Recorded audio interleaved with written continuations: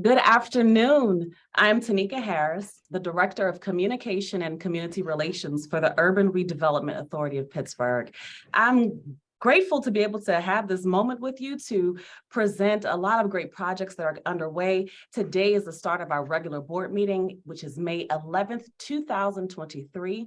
Chairman Chintalopoli, I want to pass it over to you. You do have a quorum. Please feel free to move forward. Thank you, Director Harris.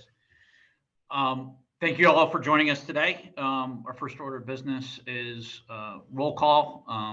Present and accounted for, we have Councilman Lavelle, Representative Innamorato, and Director Lindsay Powell. I know Director Sam Williamson will be joining us later, and we'll make sure the record reflects that when he does. Our first order of business for today will be the approval of our April 13th, 2023 regular URA board meeting minutes. Do we have a motion? So move. A second? Second. All those in favor? Aye. Aye. Any opposed or abstentions? Great, the motion carries. Please also note that the board met in executive session on May 5th and 11th. Those were for briefing purposes only, for the purposes of today's agenda, and they were only informational. Moving on, first into public comment, and Daniel Grantham will be running that for us. Daniel? Hi there, everyone. Our first public commenter is Ed Newser. Ed, I believe I have, yep, you'll have 3 minutes, and I'll let you know when you've got about 10 seconds left. Great, thanks, Dan. Start whenever. Hi, everyone. I'm Ed Newser, Executive Director at City of Bridges Community Land Trust, and I'm here today to just speak quickly in support of the as amended guidelines for the FSDP for CLT program. First, I want to start by thanking leadership from the URA board and staff, as well as Mayor Gainey and City Council to authorize this new pool of funding. Especially thanks to the URA housing and lending staff, Evan and Victoria, who have been working on these guidelines. Launching new programs is never an easy lift, so I'm really thankful for the openness and the collaboration that the URA staff has to make sure this program makes sense and is operable when it launches. Taking a one-time federal infusion from ARPA to seed community-controlled permanently affordable homes is a massive, massive win for our city. We're incredibly excited to be a part of leveraging this once-in-a-lifetime federal investment to create homes for generations of low-income Pittsburghers. There's no doubt that Pittsburgh is witnessing unheard of real estate growth. The median home in Pittsburgh has increased more than 25% since 2018, and we know incomes aren't keeping up. These new market pressures, which are occurring throughout our city and all 90 neighborhoods, coupled with exponential increases in construction costs, make increased public investment like this critical to ensure that our friends and neighbors will always have access to high quality, reliably affordable homes. Also, I think it's important to acknowledge, as a hopeful applicant for this pool, that we know the funding and timeline restrictions that come with ARPA dollars.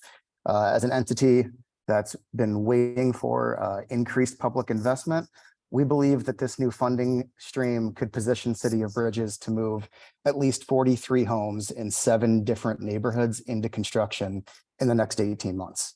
Most excitingly, a portion of this pool could also support our ability to leverage and unlock a $16 million new markets tax credit project that would deliver over $1.5 million in tax credit equity into 29 of those planned 43 homes. We know that FSDP for CLT won't fill every gap on every project, nor should it, but having this additional source will support our work to garner additional gap subsidy from sources like the State Housing Trust Fund, Federal Home Loan Bank, and others. So in short, this is a much needed increase in investment to create access to affordable homes, and we're thankful for the leadership and partnership that's helped make this a reality.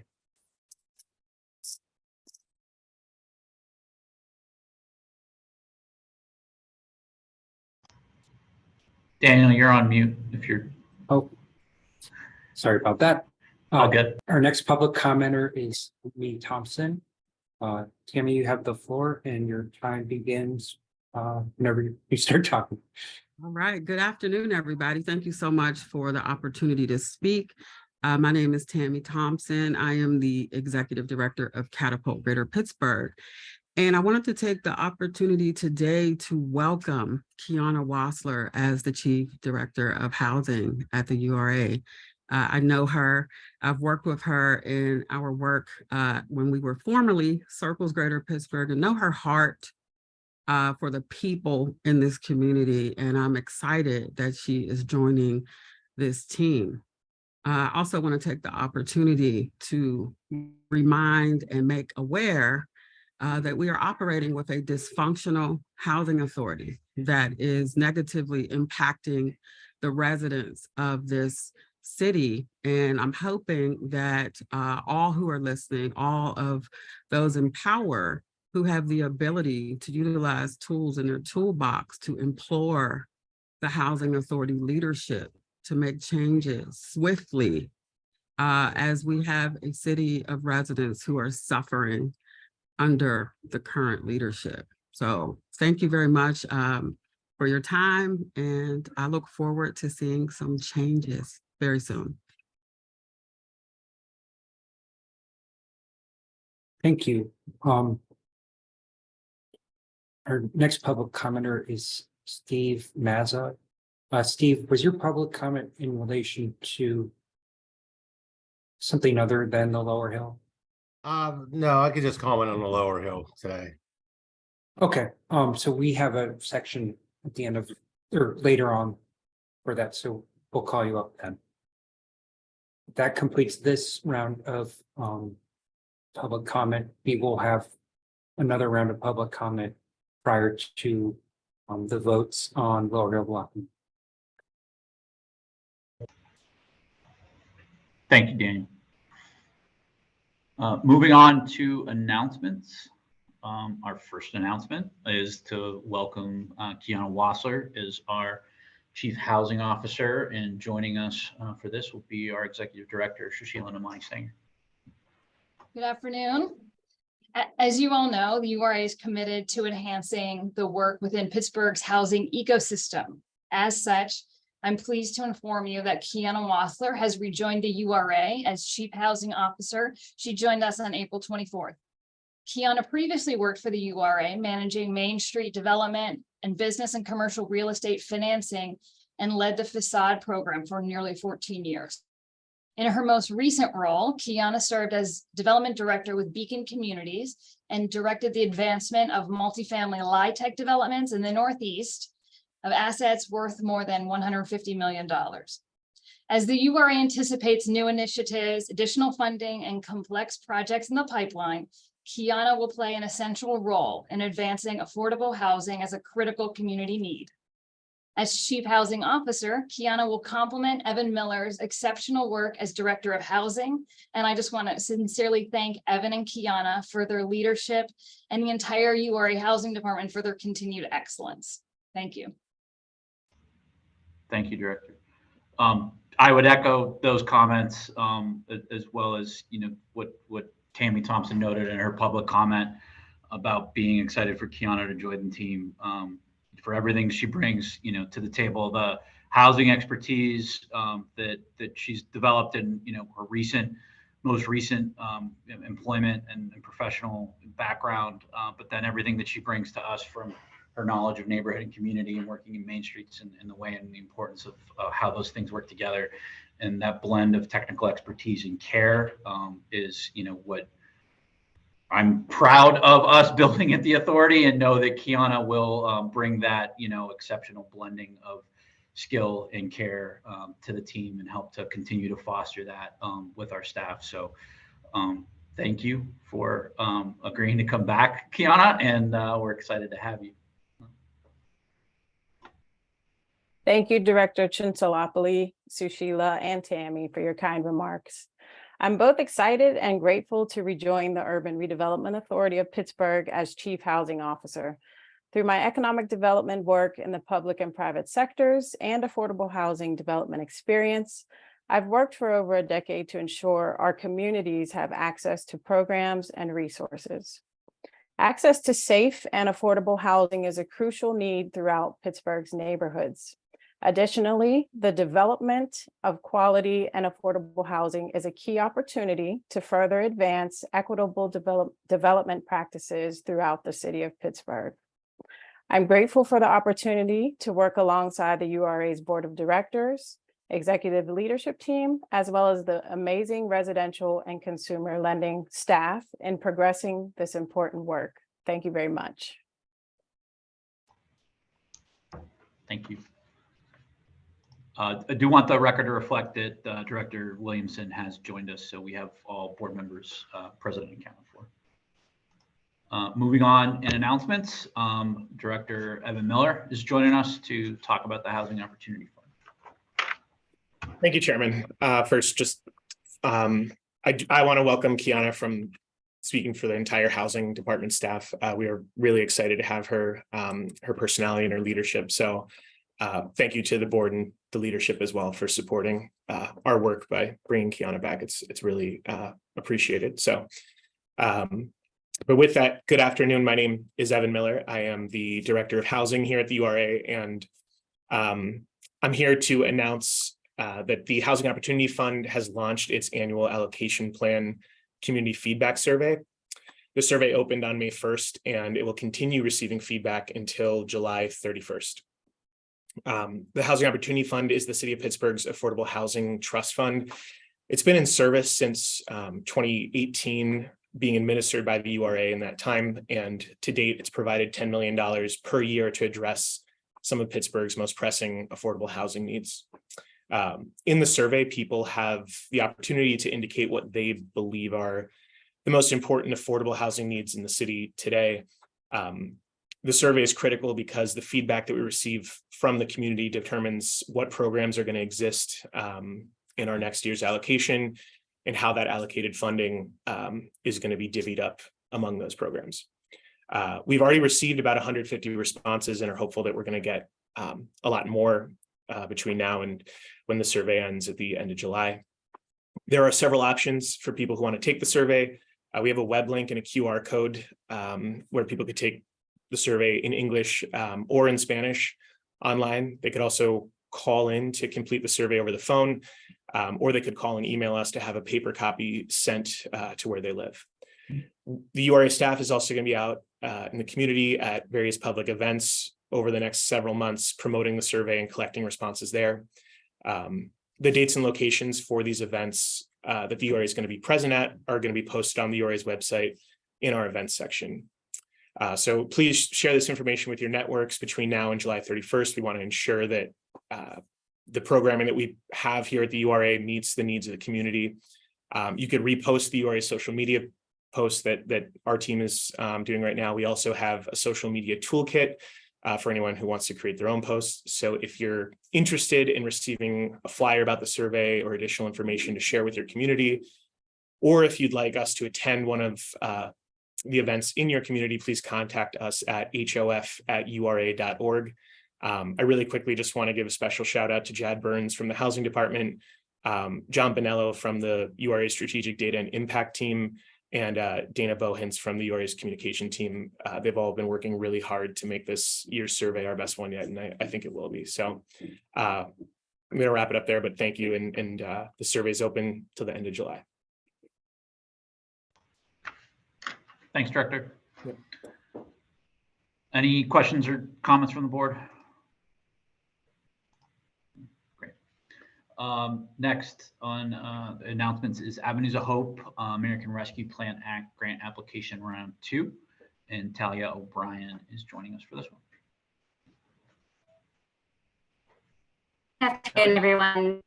I'm happy to announce that our application round 1 for the Avenues of Hope American Rescue Plan Act grant program came to a close on April 30th, and review of those applications is currently underway with funding recommendations to be presented for approval at next month at the URA's June board meeting.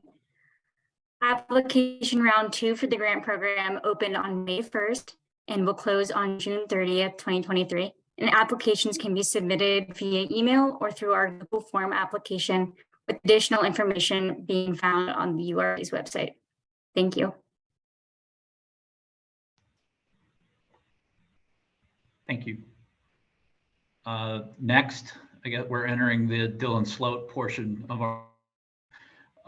First is going to be the 2022 annual report, followed by the impact report for the first quarter. Dylan? Thanks, Chairman. Good afternoon. My name is Dylan Sloat. I'm a legislative and systems specialist in the URA's Strategic Data and Impact Unit. The URA is excited to announce that our 2022 annual report is now live on our website. This report contains statistics from the URA's full year of impact from last calendar year. And just some high-level numbers from that report are that $12.7 million were invested in housing initiatives. 83% of that consumer housing support went to women and minority heads of household. Over $5.6 million were closed in business loans, 90% of which went to minority or women-owned businesses. And at the close of the year, $64 million were invested into the 56 active development projects you see on your screen. To review the entire report, please go to our website at ura.org and navigate to the Impact tab, and then you'll click on that and get to the Report tab underneath, and you'll find all of our annual reports, including this one. Next slide, please. I'll get to the Q1 impact report. So this report on your screen is for quarter one of 2023, which closed in March. So just some high level statistics from this report, which is also now available on the website, is that 49 businesses were connected with technical assistance through the URA and its affiliates in the first quarter of 2023. 344 individuals were able to stay in their homes through housing crisis prevention or housing related legal assistance programs provided by the Housing Opportunity Fund. 20 individuals were assisted in achieving homeownership through the HOF down payment and closing cost assistance program. 328 units of affordable housing were created or preserved with assistance through our residential and consumer lending programs. 20 small business loans were closed between the URA and its affiliates worth over $1.74 million. And roughly $360,000 were dispersed to businesses maintaining vacant lots or to support neighborhood projects through our NIF program. The full report is also live on our website, and I encourage anyone who's interested in reading further to go to ura.org and also click that impact tab, but select URA impact under that dropdown to see this report and our other quarterly reports from the past year. Thank you so much. Thank you, Dylan. There's a lot here. It's all when we vote on the individual projects, we know the impacts it can make on community, and I think we sometimes lose sight of the overall kind of aggregated impact. So I appreciate you working with your colleagues to, pull this data together to illustrate that point. And Director Harris, you and your team for making it, look nice, so that we can all digest it easily. But I mean, it's really astounding just what's up here right now. 342, folks that we're helping with housing related legal assistance, the home ownership, that impact. I mean, on this and then the previous one, and the councilman mentions it a lot, in terms of the market holes that we're filling, right? And I think this not only shows the importance of the work that our team is doing every day, but the need and the candidly market opportunity, for us to either gather more resources or other people to enter into these spaces. So, yeah, thank you, for putting this together so that we're able to kind of take a step back and see it all, and the magnitude of the impact. But more importantly, thank you and thank the entire team for all the work you do to produce these numbers. So I don't know if any of the other board members have anything they'd like to say, but I did want to just take a moment to reflect on that. Yeah, thank you, Chairman. All right, thanks all. Okay, moving on.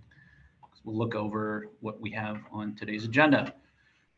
We're going to move first into residential lending and investments. Our first item is Avenues of Hope, Knoxville 302 Zara Street.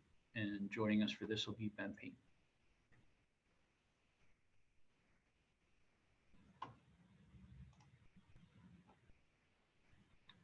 You're on mute, Ben. I'm sorry. There we go. I've never, yep, all right. Can you hear Good afternoon. Thank you, Chairman. Thank you, members of the public and board members for having me today. I'm in front of you today to ask for authorization to enter into a housing preservation program loan in an amount of $850,000 with Spring Capital Partners LLC or a related entity for the acquisition of 302 Zara Street. I want to start off by first saying that this is the first project that that would be funded through the URA's Housing Preservation Program, which kicked off last month. HPP will help fund the acquisition, renovation, or operations of existing subsidized or naturally occurring affordable rental units located in the city. And the mission is to invest in these rental units before they go market rate. So we hope to keep them affordable for extended periods of time. In this project specifically, Spring Capital Partners is going to purchase 302 Zara Street, which is a 22-unit building, multifamily property in the Knoxville neighborhood. The plan is to complete 3 additional units in the building, so there'll be 25 units total in the building. And our agreement is that 100%, all 25 of those units will be made affordable at 50% of AMI or lower. When completed, there'll be a 1 1-bedroom, 17 2-bedrooms, and 7 3-bedrooms.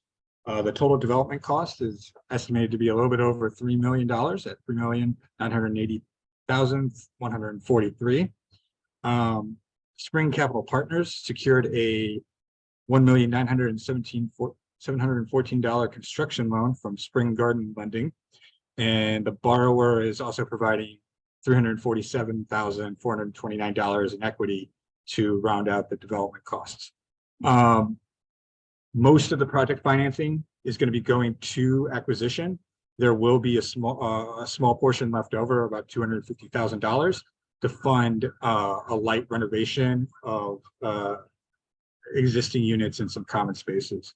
This is about a 21,400 square foot property. It was built in 1911. It's gone through a couple rehabs recently in 2014 and 2020, which were rather substantial.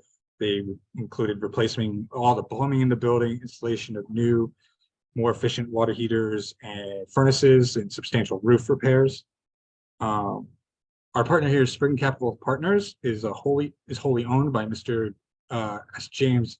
Jim Frito through Spring Capital Partners and its affiliated companies. Mr. Frito owns and operates 42 units of housing and manages another 36 units in the Pittsburgh and Allegheny County area. Mr. Frito also owns Spring Renovations LLC, who is the contractor on the project, and he also owns Spring Real Estate Management LLC, who is the property manager for this project. Like I said, this is the first project that we're going to be funding from the HPP program, and we're really excited to do this. And I think Mr. Frito should be on the line to say a couple quick words here about the project. Yes, thanks, Ben. Hi, my name is Jim Frado. I want to thank the board for taking the time to consider this project. The goal here is to preserve these units. Something that wasn't mentioned was that the seller had another cash offer, and the person who was looking to buy this was going to displace all 22 families. So the goal here is to keep this affordable, plus add some additional units to the project. And I think Ben covered the gist of the project pretty well, but if you have any questions, I'm open to answering any questions you may have at this time. Thanks, Jim. Thank you both. Any questions, comments from board members?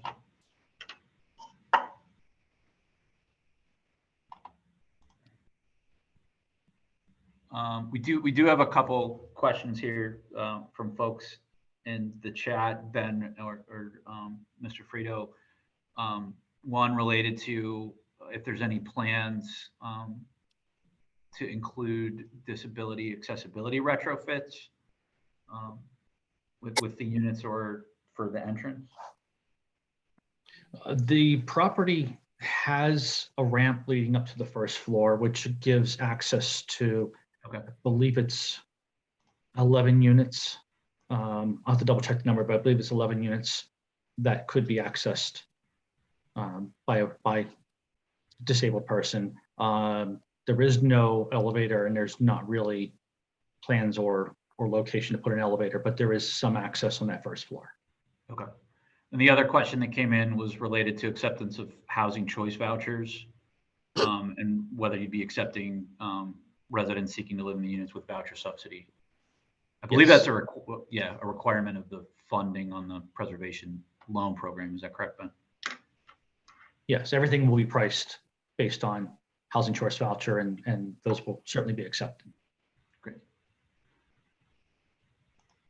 I don't know if there's any other questions or comments, but I did, Ben mentioned it, but did want to just note, one, it's exciting to see preservation money already getting out. We knew there was going to be, demand on this just from what we knew about projects that are timing out from, deed restrictions that are on their properties, and, had a good sense of what the naturally occurring demand might look like. But the first project to come through, to be one in Knoxville, but then also a naturally occurring affordable project that we're now able to, put some investment in to, help this group acquire the property when it was at risk of flipping, and then ensure that now there's, restrictions on it going forward to protect and preserve that affordability.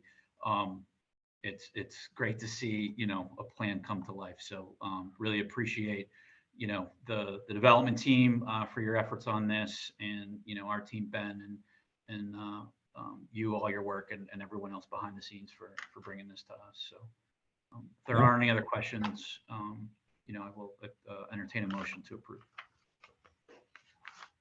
So move. Second. All those in favor? Aye. Aye. Any opposed or abstentions? The motion carries. Thank you all. Congratulations. Thanks, everyone. Thank you. Next on the agenda is the for sale development program for community land trusts guidelines. And joining us for this will be Director Miller. Thanks, Chairman. Good afternoon again, Evan Miller with the Housing Department. For this item today, I'm seeking the board's approval of the guidelines for the for sale development program for community land trusts funded by the American Rescue Plan. Last month, draft guidelines were presented to the board by my colleague, Victoria Jackson, who couldn't be here today. But over the last several weeks, we've received public comment that's been incorporated into the guidelines that are now before the board for approval today. A quick refresher, the purpose of this program is to provide construction financing to community land trusts for the rehabilitation or new construction of affordable for sale housing within the city of Pittsburgh. Units that get awarded this funding will be sold to households at or below 80% of the area median income. They'll be part of land trusts, and they'll carry a 99-year affordability deed restriction, ensuring that future sales are also made to buyers at or below 80% AMI. So at this time, the financing through this program, we've got $5 million scheduled to come to the URA through the city through their ARPA funding. It's slated to be a grant program that allows up to $100,000 per rehab unit and $130,000 per newly constructed unit. The per unit maximums are an increase over what we currently offer. And this is meant to better capture the increased costs that affordable housing developers are facing in light of rising construction costs and higher interest rates as well. Additionally, this program is going to permit community land trusts to use a rent to own model if necessary. And that entails that CLTs can rent the unit to a potential buyer until the tenant is prepared for a home purchase and to get them ready for that. I want to thank our community partners that have provided comments over the last several weeks to better suit this program to serve its purpose. Some of those changes that have been incorporated into the draft guidelines that are now final guidelines to be approved today are more accurately defining the definition of community land trusts, allowing for additional flexibility in the resale formula that the land trust can apply, and providing more detail on eligible costs. The URA also received some really valuable input on how to apply fair housing principles to the program as we get it up and running, including ensuring that participating CLTs receive training on the Fair Housing Act, that their applications for funding provide detail on what the CLT's reasonable accommodation and modification policies are, as well as some really important data points to consider when underwriting a rent-to-own model, as that is something new to the URA. We want to incorporate those principles as well of fair housing as we embark down that road too. So those are some of the changes that were put into last month's draft guidelines. Once we have an approved set of guidelines, an application for funding is going to be announced when the URA has a subrecipient agreement executed with the city. I would hope that would be in the next month or two here, and we can launch the program at that point. So with that, I'm happy to answer any questions, and thanks for the consideration today. Thanks, Director. Any questions, comments for the board? One from me, Director Miller, could you remind me and the public how long the deed restrictions are for? I think that's a important piece to add, daylight. It's permanent affordability. So 99 years is how it can be expressed in any type of ground lease or deed restriction. I just think that's a really important point to highlight in terms of making sure that the public and those watching know that these are intended to be long-term affordable, lifetime affordable, and appreciate you again daylighting that piece of information. Yeah, thank you. Thanks, Director.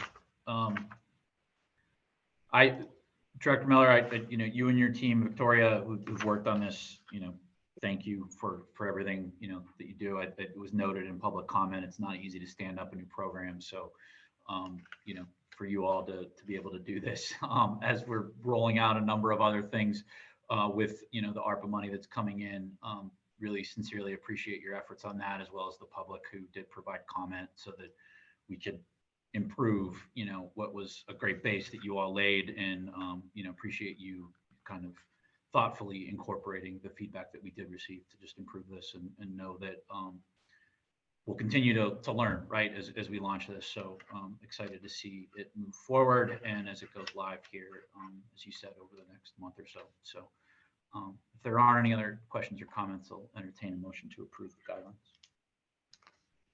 So move. Do a second. Second. All those in favor? Aye. Any opposed or abstentions? And the motion carries. Thank you, Director. Yeah, thank you.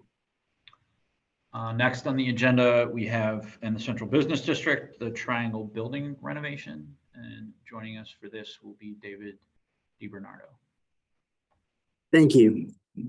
Good afternoon. My name is David DiBernardo. I am a lending analyst in the residential lending department of the URA. I am here today seeking approval for a $300,000 Pittsburgh Downtown Conversion Program loan for the renovation of the Triangle Building in the form of a 40-year 0% interest cash flow loan. The Triangle Building will be the first to use the new URA Pittsburgh Downtown Conversion Program. Because of this, please allow me to provide some background on the program. Pittsburgh Downtown Conversion Program uses Pennsylvania American Rescue Plan Act, or ARPA, funds to provide subordinate loans to projects that convert underutilized or vacant office space into affordable residential units in the downtown neighborhood of Pittsburgh. Affordable for this program is defined as households earning below 80% of area median income. In this particular development that we're discussing today, the affordable residential units will be rented to households earning 50% of AMI or less. The principals and owners of Hewlett Development Triangle LP are Brett Walsh and his wife, Brianna Tyson. Brett has worked for leading Canadian real estate developer and operator based in Vancouver for over a decade, which involves sourcing new real estate development opportunities and structuring project financing. Brianna has 10 years of experience in real estate development, including managing construction of residential high rises. Hewlett Properties LLC has successfully developed and operates 2554 Small Man, which is in the Strip District, and it's a 27-unit residential condominium that also contains street-level retail space. The Triangle Building is a 6-story red brick triangle-shaped historic building sitting between Liberty Avenue, Smithfield Street, and 7th Avenue in the heart of downtown Pittsburgh. This building was originally built in 1866, then enlarged in 1884. It consisted of 5 floors of office space with retail businesses on the street level first floor.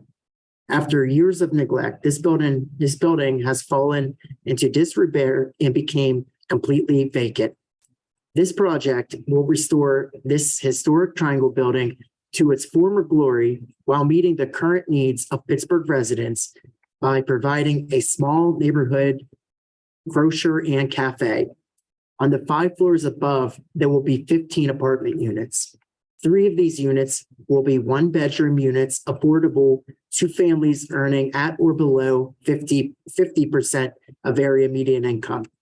The remaining units will be rented at market rate and will include 2 1-bedroom units, 9 2-bedroom units, and a 4-bedroom unit, which will be rented out by a tenant who seeks to have a premium live workspace in downtown Pittsburgh.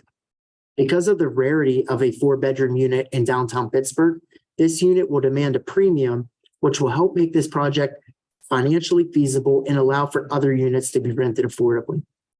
The $13.25 million capital stack for this project consists of $5.25 million construction loan from NextTier, $4.38 million in equity from Hewlett Properties LLC, $2.61 million in historic tax credits and new market tax credits, $500,000 URA Pittsburgh Business Fund subordinate construction loan, this $300,000 Pittsburgh Downtown Conversion Program loan, $225,000 Enterprise Zone tax credit, and a $90,000 Pittsburgh to Paris facade grant.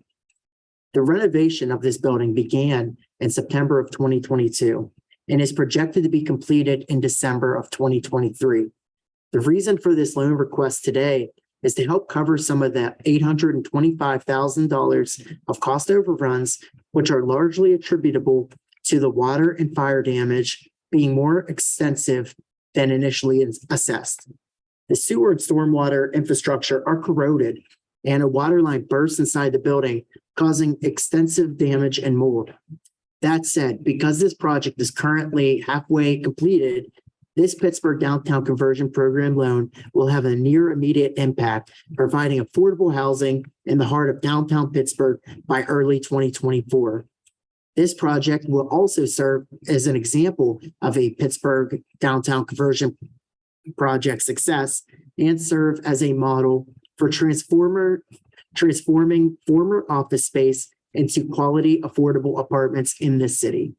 To recap, I am here today seeking approval for a $300,000 Pittsburgh Downtown Conversion Program loan for the renovation of the Triangle Building in the form of a 40-year, 0% interest cash flow loan. I would now like to introduce the developers, Brett Walsh and Brianna Tyson, who would like to make a statement to the project or to the board of their project. Thank you. Thanks very much, David. Yes, as the first project going through this particular program, the Pittsburgh Downtown Conversion Plan, I'd like to thank all those involved in getting this program launched. I think it's a very important program, and with scale, it will be very impactful in the downtown core, particularly for small floor plate historic buildings like the Triangle Building, who face economic challenges for conversion to bring these buildings up to code for residential use. And so I think that this is a really great addition to what the URA is doing. And so I'd like to thank the URA and the Pittsburgh Downtown Partnership and City Council and the Mayor's Office and all those involved in getting this program launched. this is a building that, as David has described, is going to bring more residential units to the downtown core, which we're very happy that we're able to contribute to the population growth, the residential population growth of downtown, and also provide affordable units to the Golden Triangle. And we think, just as importantly, bringing high quality retail to the base of the building, which is currently something that the downtown is struggling with, and that we want to bring and are in discussions with groups that we think will make this block, as the building sits on its own block, a terrific hub for all residents in that local area. And I just want to say that the first time I came to Pittsburgh back in 2017, I walked past the Triangle building and I fell in love with it. And it's probably much the reason why I founded Hewlett Properties and why we have headquartered the company here in Pittsburgh. I'm passionate about, all projects that we work on, redevelop or new construction, but Triangle does have many challenges. However, I know the impact of this project it's going to be significant, and I'm very proud of the work that we're doing to bring this building back to life for the people that will be moving in and also just the community. So thank you for your consideration.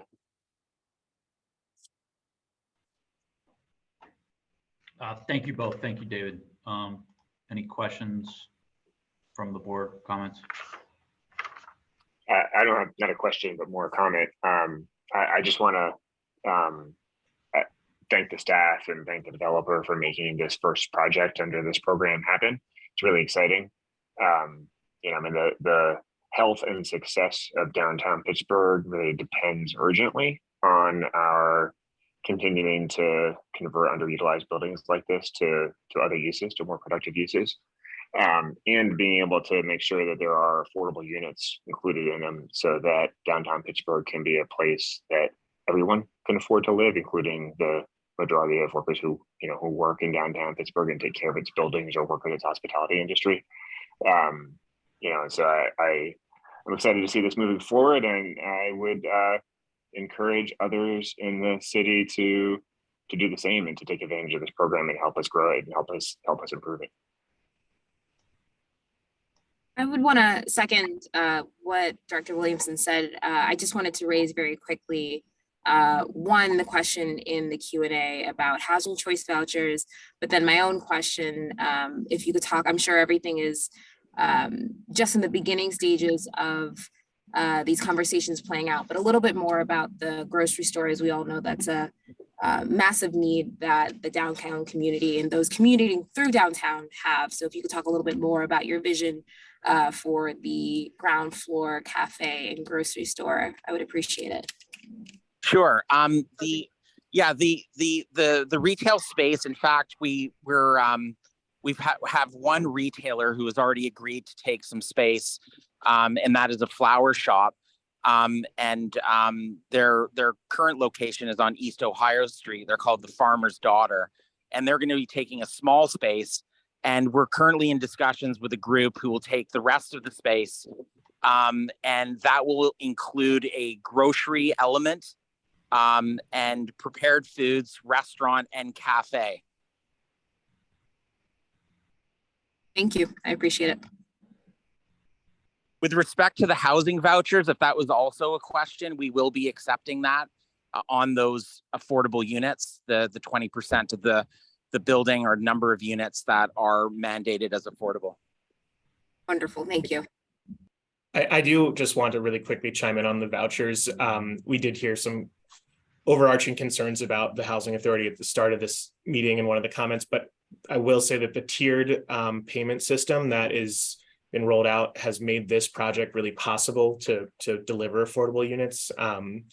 When we worked with Brett to figure out how we might be able to close the gap on this project and get some affordable units into the building, it really only works if there is a strong competitive voucher payment involved to kind of buoy those affordable units. So that's a really critical part of this project.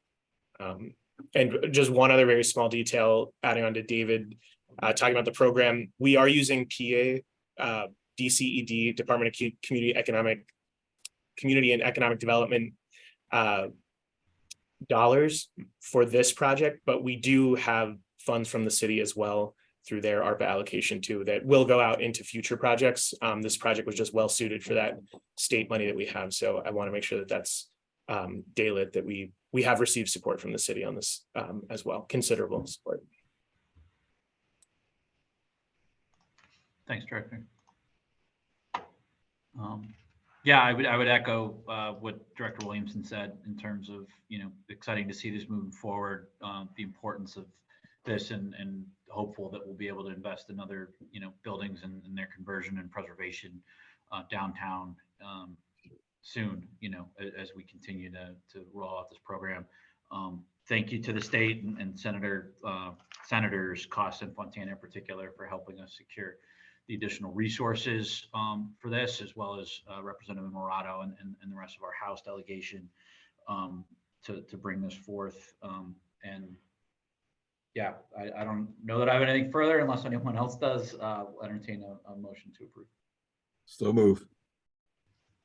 Do we have a second? All those in favor? Aye. Aye. Any opposed or abstentions? Motion carries. Thank you. Moving on in the agenda to development services. The first is related to the Hill District and our Bedford Dwellings Phase 1. Joining us for this will be Nicholas Person. Thank you, Chairman. Hi, everyone. My name is Nicholas Person. I'm a lending analyst in the Residential Lending Department of the URA. And today I am requesting that the board accept the proposal in form of contract for the sale of the following 28 lots located on Reed, Roberts, Miller, Heldman, and Colwell Streets in the Pittsburgh's 3rd Ward to Reed Roberts Limited LP or a related entity for $253,880 plus costs. Next slide, please. This site assemblage will be the location for the first phase of new housing constructed for the Bedford Choice Neighborhoods Initiative in the Hill District. The site is currently vacant land that is owned by multiple different parties, including the URA, the City of Pittsburgh, and Trek Development Incorporated. This project will be a team development effort between the Housing Authority of the City of Pittsburgh and the seasoned housing developer Trek Development Incorporated.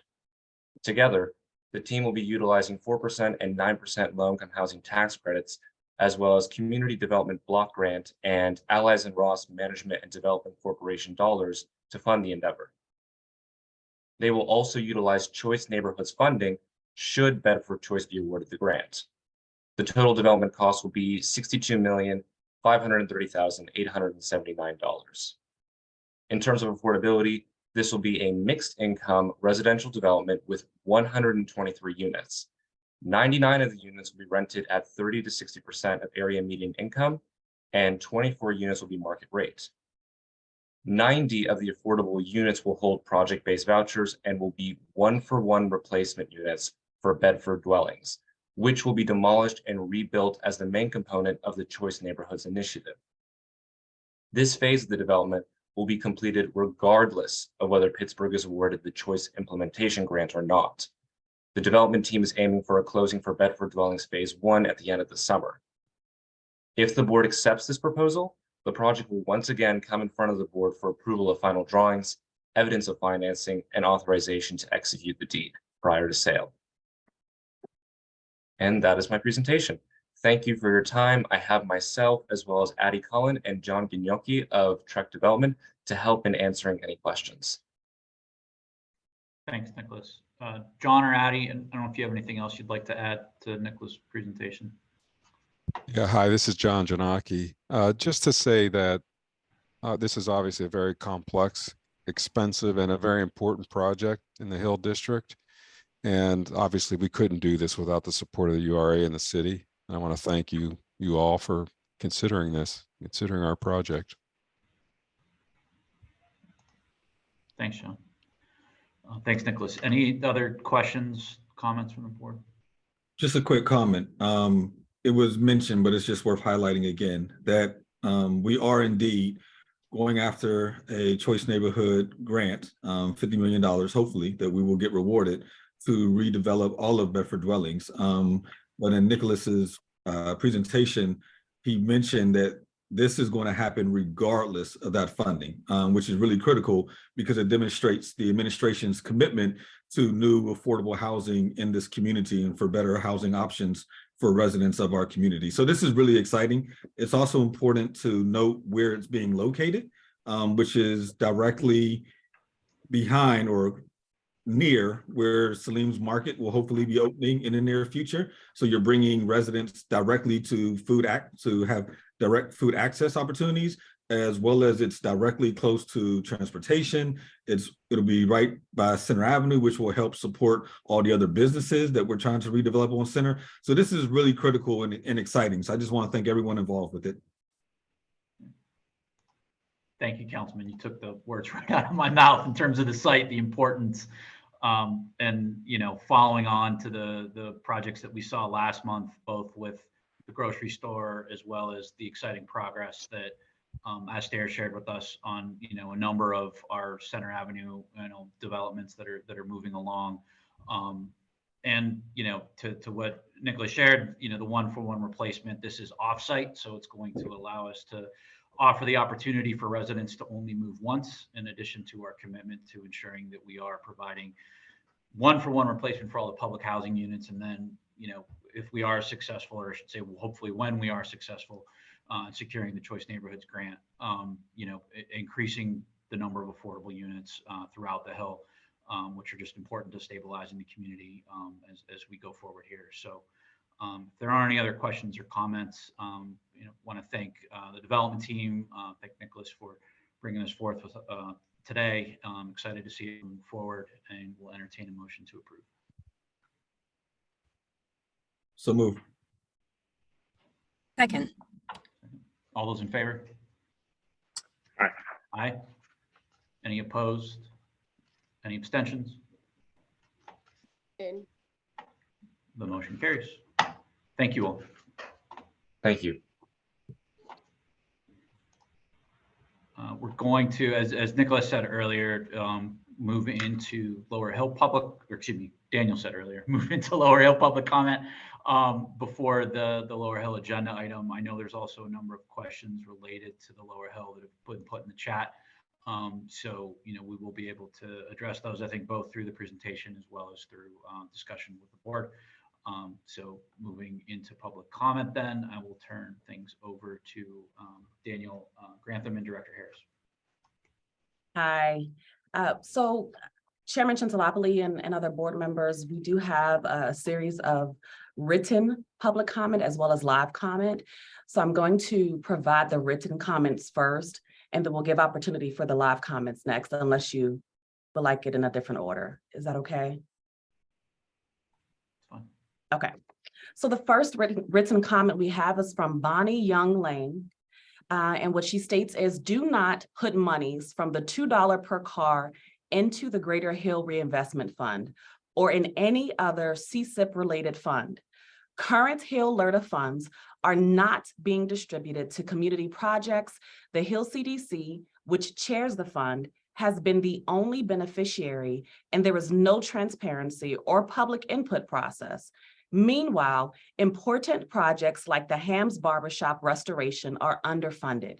Also, important community buildings such as the North Side Lodge of the Elks are being demolished.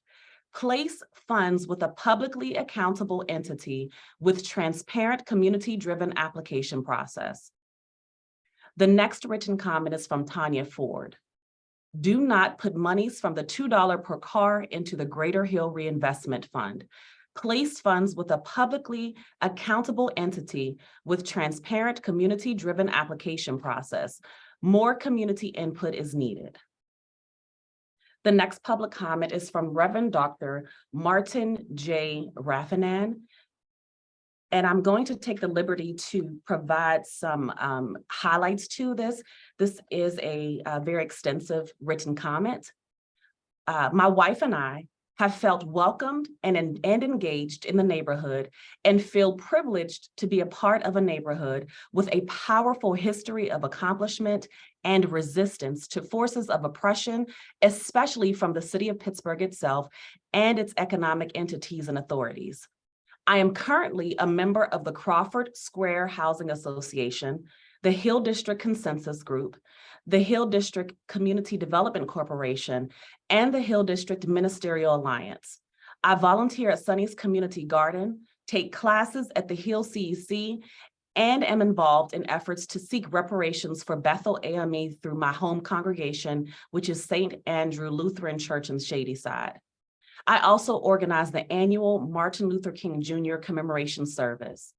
I believe that it is my responsibility to be actively engaged in my neighborhood and to be politically engaged to ensure that our elected leaders support working families, protect the environment, and support the most vulnerable through affordable housing and equity building programming.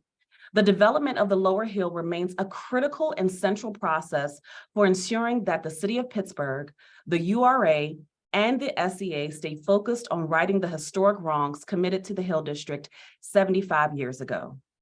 Although I do not always agree with the specific directions of the Hill District CDC, I am aware of its embeddedness in the neighborhood, its historic engagement of community residents, and its fair and equitable process of educating and decision-making that include all in the community. A cursory look at its website, a look at its history and accomplishments, and a visit to its offices demonstrates that it is the real infrastructure for community engagement and decision-making, reflecting the community sentiments in the Hill District. Relative to the work on Block E in the Lower Hill, I support the Hill District CDC's assessment of what is required of the developer, those who have the right to develop, and those who currently hold title to the land. On March 9th, 2023, the Lower Hill Development Team presented at the URA non-voting board meeting to provide updates on Block E as required for the final transfer of Block E from the URA and SEA to the PENS and BPG. The land is expected to be sold to the PENS and BPG for $10 per parcel. The October 2019 amended term sheet and other agreements for Block E obligate the Lower Hill Development Team to fulfill the following public and community benefits. Number 1, public safety rescue station. 2, URA/Catapult retail incubator space. 3, New Granada support and coordination. 4, capitalization of the local economic revitalization tax assistance, also known as the LERTA. 5, parking tax diversion. 6, curtain call funding. 7, Ammon upgrades. 8, first source center. 9, other commitments. No transfer of land should occur without the above agreements being completed to the satisfaction of the Hill District CDC and the developer going through the community's stated process for assessing development, which is the Development Review Panel, also known as the DRP, prior to a final community vote on the project. I agree with the Hill CDC that as much as the community welcomes new development, it should not be at the cost of what is in the best interest of the Hill District neighborhood. We expect the city and the agencies addressing these concerns to stand with our neighborhood and demand that those who seek to develop the land fulfill their promised obligations. We also have a written comment from Shelley Lewis. I need to put my readers on, excuse me. Do what you got to do, Director. It's all good. It's real. This is real. This is live. I would like to see small business owners who live and reside in the Hill District for more than 5 years and been in business for at least 5 years to be the first ones considered for any and all of these contracts and not allow others to come and take over our jobs based on who they know. I have a cleaning company and would love to have the opportunity to get a contract for these buildings once they are up and running. I'm asking for a small part of the finished projects. Stop outsourcing to outsiders. Give me an opportunity. Thanks. The next written comment is from Christian Robinson. This letter is to all the residents of the Hill District from Chris of KI Heavy Construction. KI Heavy Construction feels the redevelopment plans for the Hill District should move forward. KI Construction feels that these projects would help the community prosper in many ways. These plans would help develop affordable housing for the community. The plans also call for a state-of-the-art music venue that people can come and take advantage of. This could become somewhere people in the community can go to and enjoy their atmosphere. This 28-acre project could bring many jobs to the Hill District to promote generational wealth for families. These plans can help change lives for the people of the Hill District. KI Heavy Construction is excited for the possibilities that can happen for the Hill District. These projects would make more people desire to be a part of more projects moving forward. Thank you. The last written comment is from Dana Zenman, and I apologize if I'm pronouncing your name wrong. Dear Urban Redevelopment Authority, as a resident of the Hill District, I'm excited to bear witness to the exciting plans the Lower Hill redevelopment has for the community. My personal experience with the Lower Hill redevelopment team is one of true transparency, keeping the community informed via newsletters and public meetings, and a genuine care, concern, love, and well-being of the whole community. As a transformation of the historic Hill District takes shape, the team has worked tirelessly so no Hill District resident is left behind and also thrives. Engaging the community to have input and buy-in in the transformation of the Lower Hill addition to offering resources and access to jobs and business opportunities through the First Source Center. This plan brings together community and vibrancy. I support the Lower Hill development team. I hope you will too. Sincerely, Dana Zenman, a Hill District resident. Chairman Chintalapalli will now move towards the live public comment. And Daniel, please assist me here. The first person we have is Renee Wilson. Ms. Renee, if you are here, I'm checking now. Ms. Renee, I see you are here. We are asking that you speak for 3 minutes. We will have to let you know when your time is coming close. And so I will gently remind you while you're speaking. So please do not take offense, but the floor is yours, Ms. Renee.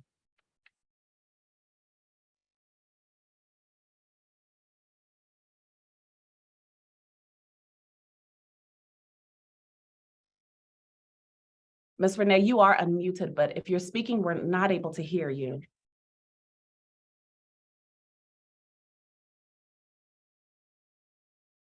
So Ms. Renee, we're going to jump to the next person and we'll keep you on and come back to you. Chairman Chintalapalli and board members, we have Ms. Phyllis Gafour, who would like to provide a live public comment as well. Give us a second while we elevate her. Ms. Phyllis, I see you are on. I'm asking you to unmute. You too have 3 minutes, and I will gently remind you when you become close to your time. You have the floor.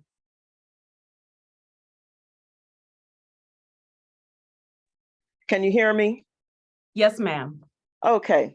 Thank you, Chairman, for this opportunity to speak once again. I have looked over each and every board meeting and listened to the different views on Block E, Block G, Block G1. I've been involved in the Hill community most of my life. I received a planning degree in 1983 and a master's of business administration in 1983 and 2009 for my MBA. And I have 5 points I want to say. I don't want to, wear all of this out.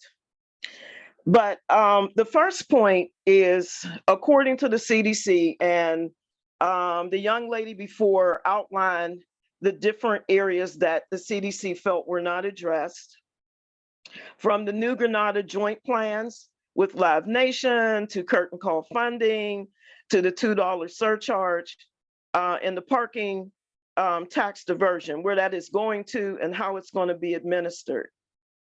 The second that I read and I heard at the last meeting, non-voting meeting, subdividing parts of Block E was said to alleviate steep conditions.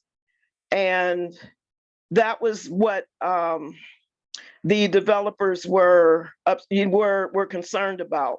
Now it's said to allow Live Nation and the owner Boston Fenway Group to market the venue, which means there will be no more involvement from PAR or BPG. And I can't make a judgment one way or the other because this is going on and on and on. The third is putting the parking tax diversion in a fund monitored by the URA and not to the Greater Hill Development Fund. The fourth is the last presentation to the URA board by PPG, by the owner, was clear and succinct. There was little to provide contention. And my fifth point is I could only approve this one, and I'm anxious to 100% approve it because we need development right now. This complicated arrangement with Block E will only invite more controversy and seem to undermine community involvement and who profits from it. And lastly, I am sure that URA, excuse me, the current administration can sit down and broker a settlement based on what has already been proposed. We lost a landmark in the middle. You have 30 seconds. We lost a landmark in the Middle Hill called the Northside Elks. In the Upper Hill, the Robert Williams Park has been delayed and delayed and delayed. And I'm sure there are other communities that would want to have this kind of choice, this kind of money. Thank you very much. Thank you, Ms. Phyllis. Daniel, do you see Ms. Renee Wilson? Has she returned? I want to give her an opportunity to speak as well as she was listed here. Okay, I see she's back. Ms. Renee, I'm going to ask you to unmute and also know that you have 3 minutes. I will gently remind you when you get very close to your time. Okay, can you hear me? Yes, ma'am, we can hear you. Thank you. Okay, thank you. My name is Renee Wilson. I'm a resident on the Hill, and my family is long-term residents on the Hill. My thing here is that the Hill District had a plan that could have been flawless if it was followed by everybody respecting the rights of the community and going about the community, that agreement that was done by the community. Because that didn't happen in Block G, that's why we're here like this for Block E. In order to fix this, it's a very simple, it's not complex. It is people having respect for our community. I hear people talking about the $2 charge and where it's going. That has never even been said or even brought up. I do believe that the African American community is capable of handling their own money and doing right by the community. The Hill CDC's record speaks for itself. It speaks for itself. If people want to get over this, and the reason why we're here, there's other things that we could be doing out in our community. The reason why we are here is this is very important. The Hill District is the only community in Pittsburgh to have a community benefits agreement that is giving them more teeth in development in the community. And for me, we need development, but we need community, and community starts with people. And if a developer wants to come in partnership with us, if in our community, they need to come to the table with respect for us, because you can't do any protection or doing people you need to do for a person, for people, if you don't respect them first. This starts with respect. This has caused a great rift in the moral fabric of our community. And when you do things like that, we have to address them. We can get back on the right plate if we come to the table and actually just respect each other and live up to the community agreements. They are not hard. They're not asking for more than what they should. And that should be done. We shouldn't be having all these meetings, and thank you. And I'm finished. Thank you, Ms. Renee. Next we have, and please accept my apology if I pronounce your name wrong, Danielle Lee, Northern. I'm going to ask you to unmute, and also you have 3 minutes to speak. I will gently nudge you when your time comes close. Okay, thank you. Good afternoon, everyone. My name is Danielle Northern, and I'm the concierge for the First Source Center under the leadership of Dr. Kimberly Ellis and under the management of the Cameron Group. The First Source Center is a workforce development program for job seekers, a support system for entrepreneurs, and a focus area for contractors, construction, and construction trainees. Just yesterday, we held a very successful career and union job fair at the Energy Innovation Center in partnership with Lance Harrell of the Master Builders Association and the First Source Center with Dr. Kimberly Ellis of the Buccini and Poland Group. With over 50 employers and over 250 registrants and participants, folks were rolling in and still reaching out about the actual event yesterday. Basically, we were pleased with the turnout from students, adults, contractors, corporate employers such as First National Bank and the Pittsburgh Penguins, government entities such as the URA, Housing Authority of Pittsburgh, resources including Literacy Pittsburgh and Reimage Reentry, along with representatives from most of the union trades and construction training programs. We received word at the end of the day that one person was hired on the spot, and we were very happy about that. We know we're a part of the solution to solving the workforce development challenges seen across the city and region. If you have any questions, please call us or text us at the First Source Center, which is 412-228-7890. And you can follow us online at lowerhillredevelopment.com/First Source Center.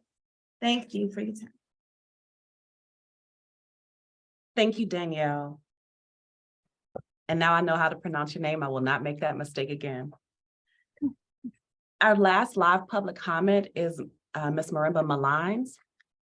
I see that you're unmuted. I'm going to provide you with the same information that you will have 3 minutes.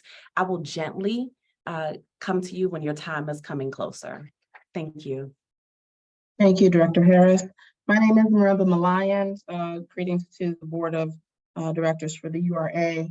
I am here to provide an update to the community on the 10-point plan and specifically the outstanding issues that the Hill CDC presented and has been presenting to our elected officials and the Hill District community over the past several weeks and months. Over the past 48 hours in particular, the Hill CDC has been in negotiations with city elected officials, leadership of the Pittsburgh Penguins and the Buccini Polling Group to reach tentative agreement on some of the key community commitments as outlined in the 2019 Block E term sheet, which I should remind everyone that the Hill District stakeholders, Northern Hill CDC specifically, negotiated those initial terms, but we are, as is generally the case, committed to ensuring that all of the benefits that we can give for the community and that have been publicly stated are returned. So with that, I'd like to just give an update, not just for the benefit of the board, but also to our constituents and stakeholders who may not be aware, as this is, late breaking information.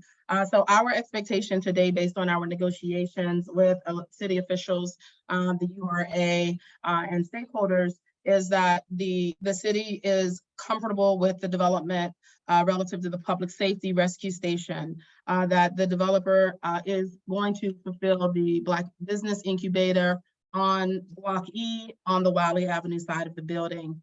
As obviously for New Granada support and coordination, I'm intimately familiar with that. and the commitments have been made by the developer, and commitments have been made by the city to ensure support to advance that development, critical funding support, as well as coordination, programmatic coordination. The upfront capitalization, which was to pay the capitalization upfront, was not fully met. The city, however, did agree with the developer to accept those payments over 3 years based on current interest rates. That was a challenge.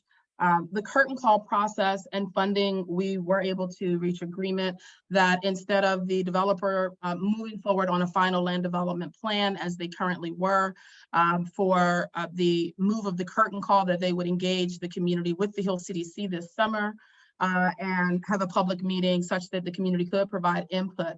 Hundreds of residents participated in the creation of that sustainability and public art project, which was located and is envisioned to be in front of PPG Paints Arena.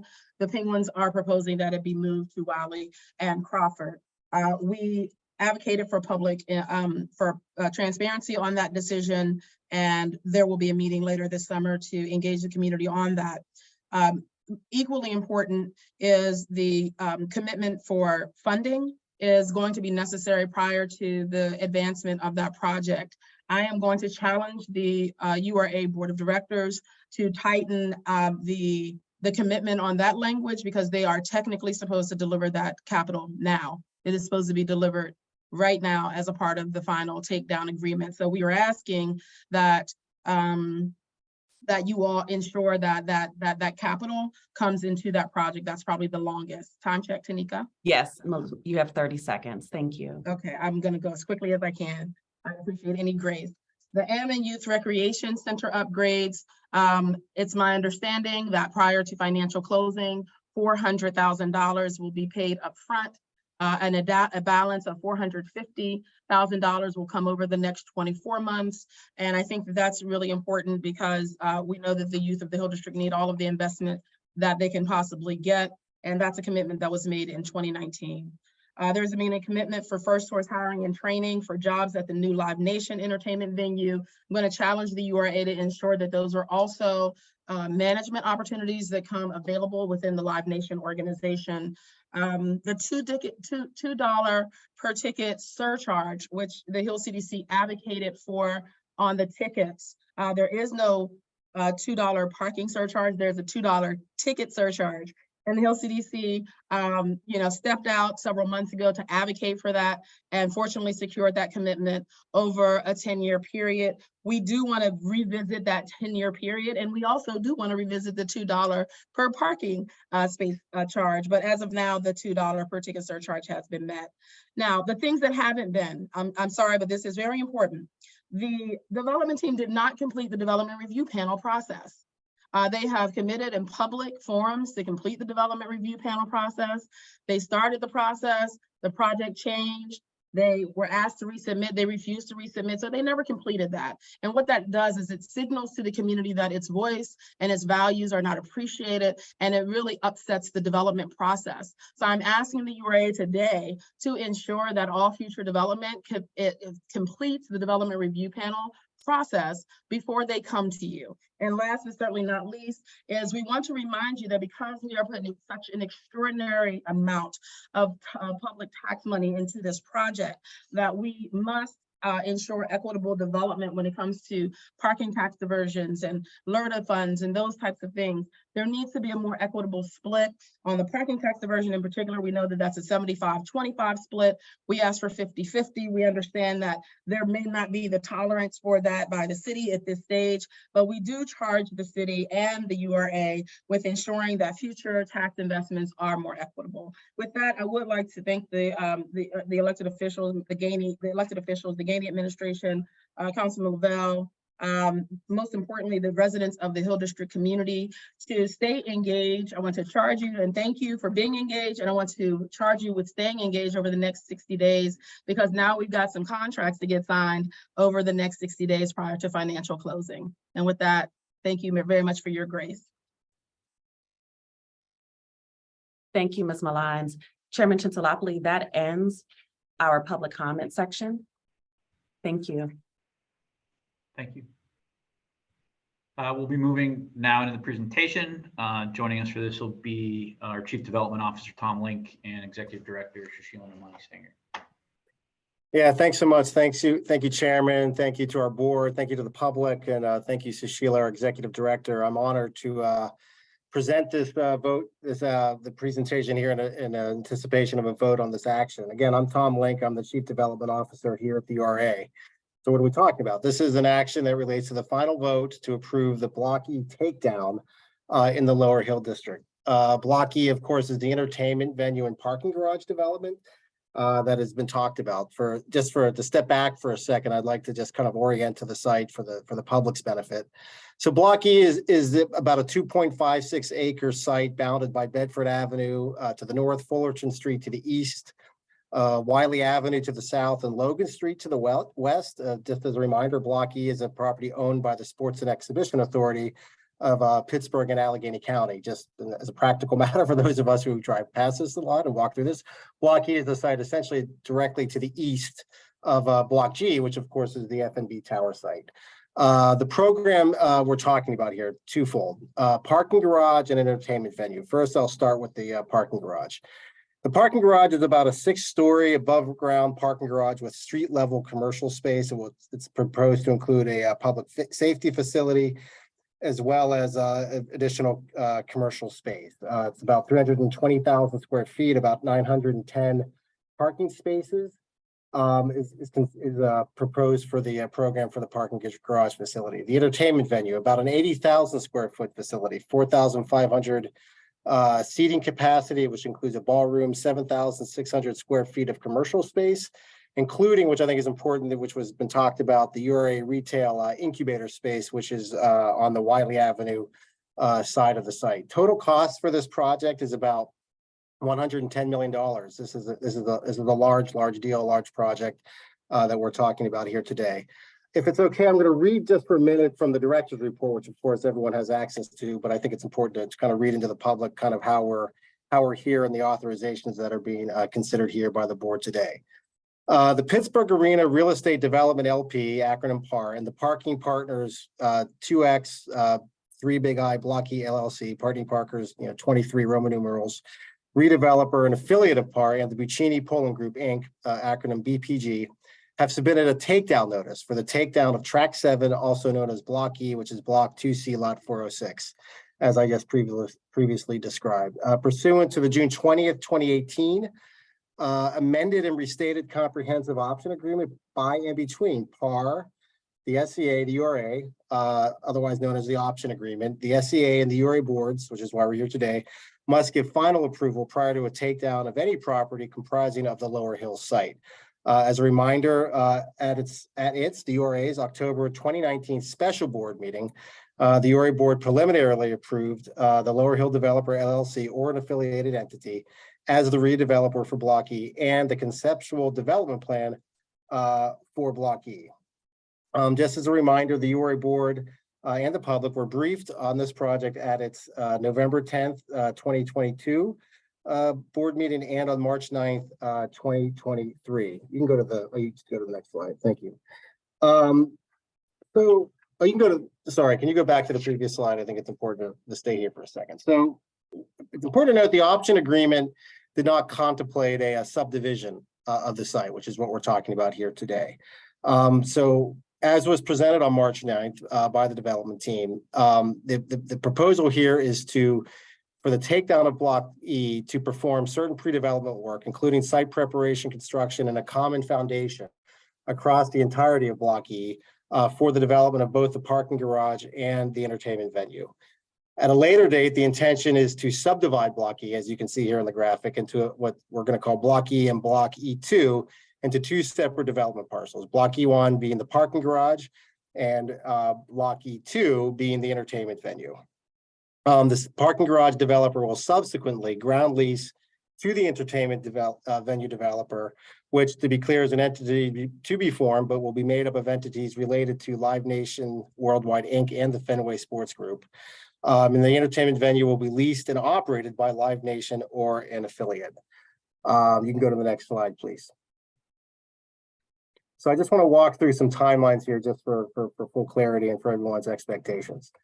Lower Hill Block E Entertainment Venue and Parking Garage. So here's the anticipated development timeline. So July of this year, in a couple of months, site preparation and excavation for the entirety of the Block E site. September 2023, the garage, the parking garage and the entertainment venue foundation work will commence. November 2023, survey and subdivision of Block E into Block E1 and E2, which is what I just referenced before. Subsequently, a subdivision of the site into two separate development parcels, Block E1 and Block E2. May of 2024, the parking garage precast construction, and then October 2024, parking garage completion. You can go to the next slide, please. As to the entertainment venue, December of 2023. So by the end of this year, completion of construction documents. February of 2024, first quarter next year, contractor selection. Spring of next year, March 2024, all entitlements. Permitting, the contractor's minority and women-owned business enterprise plan update, sustainability plan update. And then in May of 2024, we expect, and has been delivered to us, the promise of the venue vertical construction construction to commence. So in May of 2024, with completion and occupancy of the entertainment venue by November 2025. And then in 2026, the anticipation of the first ticketed event at the entertainment venue. You can go to the next slide, please. So as I mentioned, the takedown and the option agreement did not contemplate this notion of a subdivision post takedown. In recognition of that and in the consideration of that, a series of specific conditions are being required as part of this action to ensure that the Block E is developed as presented as both the garage and the entertainment venue in the manner and in the timeline that I just discussed. So these requirements include, and I'm just going to read these out, are not limited to the venue developers, the entertainment venue developers, submission of minority women business enterprise plans, sustainability plans, and economic impact, and workforce plans and data to the URA in a manner acceptable to the URA. Provisions of a minority women business enterprise plan by the redeveloper, in accordance with Exhibit P of the option agreement, which I mentioned at the beginning of this presentation, for the Block E parking garage. The venue developer must submit revised plans to the URA prior to submission to the city's planning commission, should there be any. And just a point on this, just to kind of echo at the beginning of this, I think for it's important to point out, as been presented, is as the plan contemplates the incubator spaces on Wiley Avenue, as is currently contemplated. That any change to that, in addition to any other sort of substantive changes to the plan, would have to be submitted both to the URA prior to any submission to the city's planning commission. There was reference made to the parking tax diversion. The parking tax diversion increment, which, just to remind, is a diversion of the future parking taxes that are being reinvested into the site. Increment being held by the URAs, the trustee of the URA, until provision of evidence acceptable to the URA, a financial closing on the Block E entertainment venue. So just to kind of put in simple terms, the parking tax diversion, which is money that is to be put toward the parking garage and to the parking garage developer, we held by the URA and held, the URA's trustee will be instructed to hold the parking tax diversion increment until there is a financial closing on construction on the Block E entertainment venue, which is an important point to point out. As Marimba pointed out, and I want to speak to this, the LERTA. So redeveloper using commercially reasonable efforts to monetize the 50% of the Block E Lower Hill Local Economic Revitalization Tax Assistance, otherwise known as LERTA, owner payment to the benefit, which is the offsite benefit, to the benefit of the Greater Hill District Neighborhood Reinvestment Fund at a future date. When I read the resolution, there's a bit more detail there, but essentially we've put in place mechanisms and specific triggers that will be held to as to the monetization, future monetization of the offsite LERTA benefit, as well as commitments to annual payments, even before a monetization event should occur. The execution of a venue ticket surcharge. I did, just to reiterate, I did hear in the public comment, folks referred to a parking surcharge. What we're talking about is a ticket surcharge as it relates to tickets sold at the entertainment venue. So the execution of a entertainment venue ticket surcharge agreement between PAR, Of course, the redeveloper, Live Nation, the Sports and Exhibition Authority, and of course, the URA, providing for a $2 surcharge on the sale of every public ticket for the first 10 years in a form acceptable to the URA. Again, when I read the resolutions and the specific language in there, this will begin immediately as to the first public ticketed event at the entertainment venue, which is to be in, if you go back to our timeline, but please don't do that. I was controlling the slides in 2026. You can go to the next slide. So reference was made to an additional commitments that were made per the October 2019 term sheet, which I previously described as closing conditions to the benefit to the public, as it specifically relates to a Block E, the parking garage and the music venue development. And I just want to kind of add to that. I know that Marimba in the public comment made reference to these. I want to add a bit to those. So I just mentioned the surcharge. The Live Nation will create a $2 ticket per surcharge, which I just mentioned, for 10 years, for the first 10 years, beginning with the first ticketed event. The proceeds to be deposited with the Greater Hill Development Neighborhood Reinvestment Fund 2 times per year and subject to audit, prepared by Live Nation's auditor and subject to review by the SEA and the URA. And that is to subsequently, at the first ticketed event, which again is January 2026. Coordination amongst as relates to the New Granada Theater. Live Nation commits to booking and promoting at least 25 events per year at New Granada Theater for 5 years, pursuant to acceptable booking agreement. The development team will make available up to 250 parking spaces to the New Granada Theater, for 5 years. A donation will be made to as relates to the New Granada Theater, and a donation to join New Granada Theater in terms of supporting fundraising. Commitment reference was made to the public safety facility on Parcel E, a facility commitment to invest $1.2 million towards the creation and implementation of the public safety facility. Fundraising commitments as it relates to the Ammon Recreation Center of up to $900,000 at a financial closing, and the remaining, as it was mentioned, $400,000 at financial closing, and then the remaining in installments over 24 months after the financial closing, and to the benefit of the Ammon Recreation Center. I've talked about this. I'll mention it again. Development the commitments as to the annual offsite LRTA payments to the Greater Hill Development Neighborhood Reinvestment Fund, beginning at project completion and tax assessment. I will pause here because in the resolution it's very specific, and I'll read it for everyone's interest as to some of the mechanisms that are proposed to be put in place as to the LRTA payments. Mention was made to the curtain call project.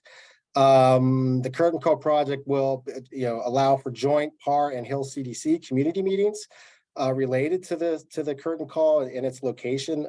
Evidence of financing forthcoming and will be provided when a takedown notice for that project is submitted for preliminary approval. And then finally, the partner for work. So the development team and Live Nation working with the community and the Hill District oriented training programs through the First Source Center, as was just described as a specifically successful event just in the last 24 hours or so, and partner for work, focusing on the training and hiring of employees and consistent with the CSIP goals for the service, hospitality, and technical trade jobs at the entertainment venue and at the parking garage.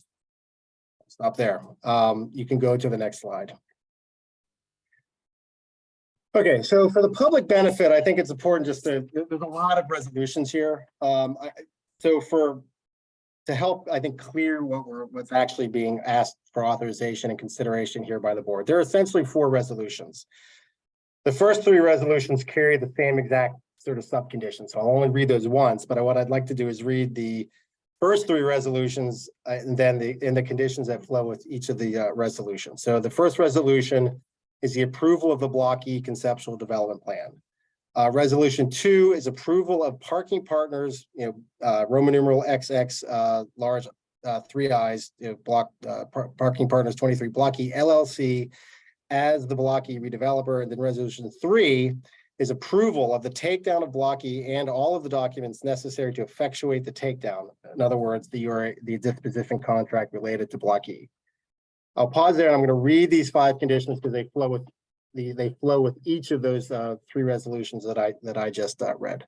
So 1, receipt of an updated minority and women-owned business enterprise the MWB plan acceptable to URA and SEA staff as soon as practicable after MWB commitments for work on the Block E parking garage are available. 2, PAR and or Parking Partners 23 Block E LLC shall cause Live Nation Worldwide Inc. and Fenway Sports Groups or the developer of Block E music entertainment venue, the venue developer, to fully comply with with MWBE sustainability, economic impact and workforce development reporting and compliance measures for the Block E music entertainment venue as described in the option agreement. 3, if the approved conceptual development plan for the Block E music entertainment venue is modified, PAR and or Parking Partners 23 Block E LLC shall cause the venue developer to submit the revised drawing plans, as I mentioned before, to the authority and SEA for review prior to submission to the City of Pittsburgh Planning Commission. 4, PAR shall use or shall cause Parking Partners 23 Block E LLC or related entity or the entity leasing and operating the Block E music entertainment venue to use commercially reasonable efforts to re-engage with financial institutions to monetize 50% of the Block E Lower Hill LRTA owner payment for the benefit of the Greater Hill neighborhood Greater Hill District, Neighborhood Reinvestment Fund at the earlier of 36 months from the parking garage financial closing, or when commercial lender rates fall below 5%. And just this is an important point, I think, to make on this, with an interest rate and assessment methodology acceptable to the URA authority and SEA staff. And finally, we've talked about this, but execution of a ticket surcharge agreement and a form acceptable to the authority and SEA staff by and between the authority, SEA, PAR, Parking Partners 23 Block E LLC, and Live Nation Worldwide Inc., or related entity, which provides, as we've talked about, a $2 surcharge on every sale of public ticket for the first 10 years, beginning with first ticketed event of the operation of the Block E music entertainment venue to the GHDNRF. And then there's a 4th resolution, which does not carry these 5 conditions necessarily. You can flip to that slide, please. Thank you. 2, we talked about that. I read that. Go to the next slide. 3, I read that, the same conditions. The 4th resolution, and this, we've talked about this in the presentation. The authority will withhold the parking tax diversion funding agreement to be entered into by the authority and Parking Partners 23 Block E LLC until the provision of evidence acceptable to the authority of financial closing of the Block E music entertainment venue. Thank you, Tom. Let me just interrupt. Thank you. Second. It's important for us to note that the parking project will receive 75% of incremental parking taxes generated on site. The 25% generated on site will be directed into a Greater Hill housing fund for the benefit of the Greater Hill neighborhood. And that would not be held back. Thank you. No problem. Thank you. And that's all I have. But first, I just want to just a couple of quick things, and I'm sure there's discussion. A couple of notes. The developer team's in the audience and can certainly answer any questions. I just want to, for the public record and for the board, a big thank you. That we have a real set of professionals who are diligent in their work on these this is a very complicated project. Hannah, Julia, James, David, and a host of others have done just person's work to get us to this point. And I just want to personally thank them. And again, for public record, in memoriam forever, unbelievable work. And with that, I will stop talking and I will hand it over to our chair. And I'm sure there's lots to talk about. So thank you very much. Thank you, Chief Link. There was a lot covered, a lot in the public comment as well. So I will open it up to my fellow board members for questions and comments, as well as any additional context folks want to provide for the discussion. So I'll chime in, Chair, if that's okay. That was a lot, but what I will try to boil it down to is that was a lot to basically say that the commitments that were identified in the 2019 term sheet are indeed being realized, right? That the promises that were being made around the investment into the Greater Hill District are indeed taking place, and which is why we're able to vote on this today. What's also important to note is that this allows for the larger theme of the Greater Hill should directly benefit from what is going to happen on the Lower Hill District site. That what happens on the Lower Hill District should help feed the redevelopment and investment into the Middle and Upper Hill. And all these conditions allow for that to take place, whether it's Live Nation working to not only promote and not only book acts at the Live Nation venue, but also booking acts at the New Granada, whether it's this development helping spur, I believe it's 900,000 that's now on the table for the redevelopment of Ammons, and everything related to it, even the parking tax diversion that the director just mentioned, that historically has always been 100% tax break for the developer. In this scenario, 25% goes into a fund to be utilized to support housing in the Greater Hill District. So we are indeed capturing and doing what we said we were going to do. With that, I do want to thank the URA staff.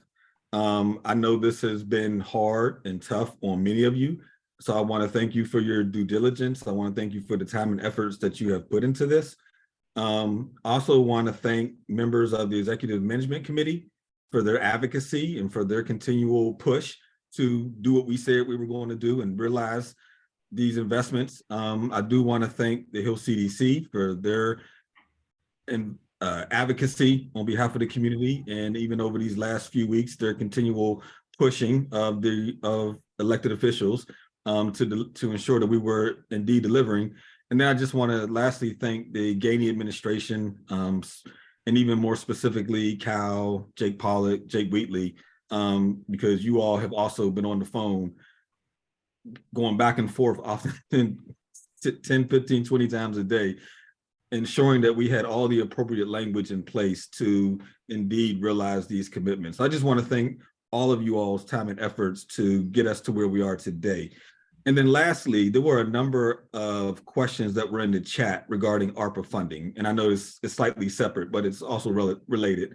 And a number of residents wanted to know, were there ARPA dollars being directed to the Hill District? The short answer is yes. As in the easy example, we're using ARPA to fill funding gaps on the Robert E. Williams project, community center, that were caused due to escalating causes by COVID, construction costs and the like. So we're using ARPA dollars for that. I know the URA is currently reviewing, I believe it's about 14 or 15 applications that are going to be utilizing ARPA dollars to support both commercial and residential development in and around Center and Heron Avenue. So the short answer is yes, there are indeed dollars, ARPA dollars that are being utilized to help support development within the Hill District community. I'll stop there. Thank you, Councilman. I think that was pretty comprehensive. Director Williamson. Yeah, I just wanted to echo some and expand on some of the councilman's comments, but begin by noting his own leadership. We wouldn't be where we are today without the leadership of Councilman Lavelle either, who for years has pushed this process forward and pushed it to ensure that the development of the Lower Hill benefits the entire Greater Hill. And that process doesn't stop just because we get a commitment one time, as you can see with this particular takedown. There's been incredible progress made even over the last 2 months. And as the councilman said, ensuring that we are realizing, like making real the commitments that were embedded in the 2019 term sheet, but also expanding on some of them. The commitment on jobs to ensure that not only will there be efforts made, which we have to continue to monitor and continue to improve on ensuring equitable access to the construction jobs, but also end-use jobs. This development of great end-use jobs that are high quality and accessible to Hill District residents. I think it's also important to note that the $2 per event surcharge is another new commitment, one by the community just over the course of the past few months. And finally, while it's not part of this set of commitments around this particular takedown, it's I think happened just between the last briefing and today that the Penguins reached an agreement with Bethel AME to ensure that that the Bethlehem AME has restorative justice rights to land and development rights to land that was taken from them decades ago during urban renewal. So all of that lays out a context in which really important progress has been made to realize these commitments, to expand on them, to ensure that this development can continue to be, as equitable as we can possibly make it, and truly benefit the entire Hill District. So, Councilman listed off a long list of folks who deserve our thanks and deserve a lot of credit for this, but let's not leave him off that list as well. Here. I wanted to, thank you. I wanted to, as everyone said, thank you to staff, to folks, leadership who've poured several hours into making this happen, to residents who have gone to dozens, if not more, community meetings to voice their opinions and concerns about what happens next in this critical development. I wanted to elevate and maybe expand upon a question in the Q&A about clearly stating conditions of approval to ensure that those on the call and those who will be listening to this later on are clear about what we can expect if we should move forward and approve this takedown. I think most critical to me are really the projects that everyday residents and everyday Hill District residents will benefit from, that being our community rec center, the First Source Center. I want to ensure that we have a sense of clarity on when we should expect these projects to be realized, and a renewed sense of commitment from our developer partners to know that these are important and transformative projects. They're not just sprinkles on the cake, but these are things that are critically important to everyday residents and make a difference in people's lives. So if we could have some clarity on the conditions of approval for myself and for viewers, I would appreciate it. Sure, I can jump in there. We will maintain a list of conditions, and Tom read from those in the previous slide. If someone could move to the previous slide. Related to the category of, is the one before that, I guess. That's the community benefits slide. There you go. It's up. Yeah, back another one, then another one. Yeah, we'll maintain a closing condition list, and that will be memorialized in the disposition agreement.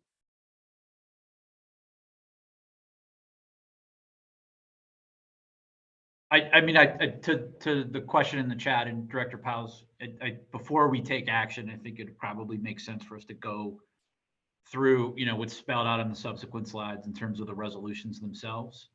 And then I think there's the conditions of closing where, we're going to look for these things to be memorialized prior to or at the financial closings to show satisfaction of the term sheet. I know Chief Link read them, and topically they go over this, but it'll probably be good that in addition to kind of going through those before we take the vote to verbalize those additional conditions again if we're able to. So is that what you were looking for? Yeah.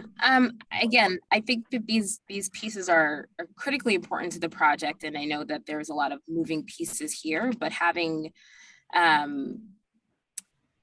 those commitments memorialized somewhere is important to me and clearly important to community members. So. Yeah, we can, sure. I mean, I'll do my, please, I'll ask everyone to help me, but yeah, let's go back through. If you go to the next slide, please. So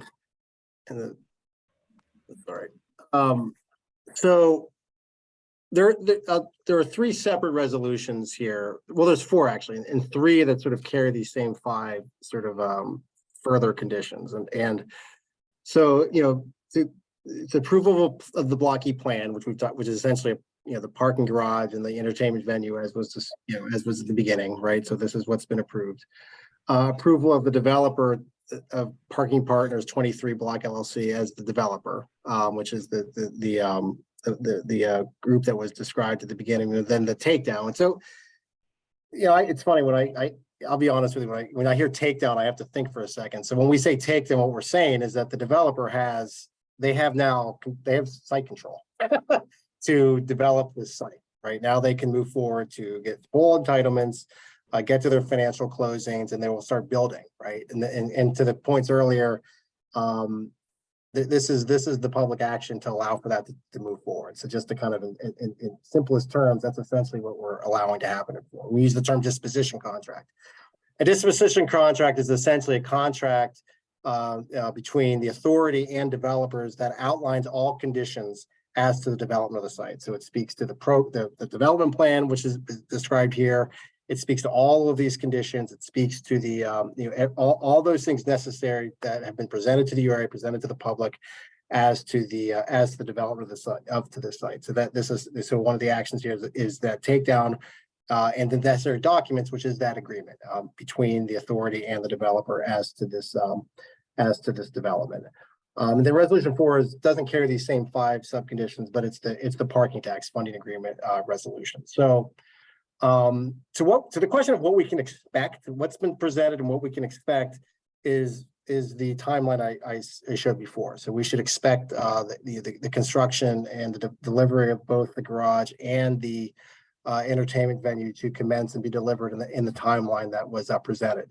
There are specific, there are a variety of conditions that the authority requires and tracks, and our professional staff ensures that these things are available and approved to allow for to ensure that the disposition contract and the developer is in fact delivering exactly what they said they would do and with the conditions that they've promised, right? And that includes, so one on this is the minority and women business enterprise plan.